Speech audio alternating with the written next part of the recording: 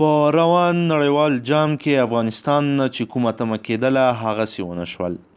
ځینې ستونزې راولاړې شولې چې دغو ستونزو د کرکټ ټیم په لوبغاړو باندې ژور تاثیر وکړی او په نړیوال جام کې ښه ونه ځلېدل. قسمت دلته خراب و چې لوبه ده، خیر لوبه دې وبایلي، ولې په کوم توپیر سره او نه د ریکارډ جوړېدلو سره. زموږ ټیم لوبې وبایللې په غټو توپیرونو سره، او خو خیر زموږ اتلان دي، بریا یې غواړو، خدای دې دوی کامیاب لري.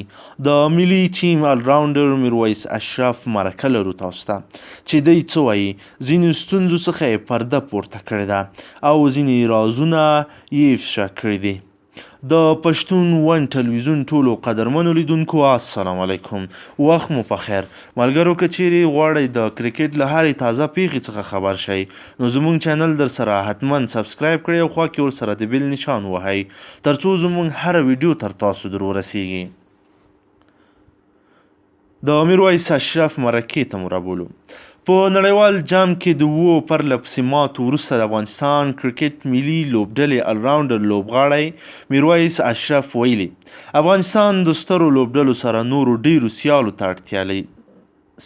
اړتیا لري ترڅو د هغوی سره د لوبې کولو تجربې حاصلې کړي. د میرویس اشرف په وینا نړیوال جام کې ټولې قوي لوبډلې دي چې ماتول به د افغانستان لپاره ستونزمن وي. د هغه په وینا موږ باید دا په یاد ولرو چې نړیوال جام کې ټولې پیاوړې لوبډلې شتون لري. د هغوی په وړاندې بریا ترلاسه کول اسانه نه دي او خلک هم باید د خپلې لوبډلې څخه دومره لوړې هیلې او تمې ونه لري. اشرف زیاته کړه سره د دې چې افغانستان ښې لوبې نه دي ترسره کړي، خو بیا هم ځینې لوبې د ستایلو وړ وې. نوموړی د هند او افغانستان لوبې ته اشاره وکړه چې افغانستان بریا ته نږدې شوی و خو یوازې د 11 منډو په توپیر یې بایلو ده. د میرویس اشرف په وینا چې په نړیوال جام سیالیو کې د افغانستان د لوبو څخه داسې ښکاري چې یاده لوبډله د سترو ټیمونو سره نورو سیالیو ته اړتیا لري. میرویس اشرف د راتلونکو 2023 کال نړیوال جام په اړه وویل چې دا ځلې دغه جام د هند په کوربتوب ترسره کیږي او د انګلستان په پرتله د دې ځای په ویشتن ځایونو افغانستان څه ناڅه بلدتیا لري.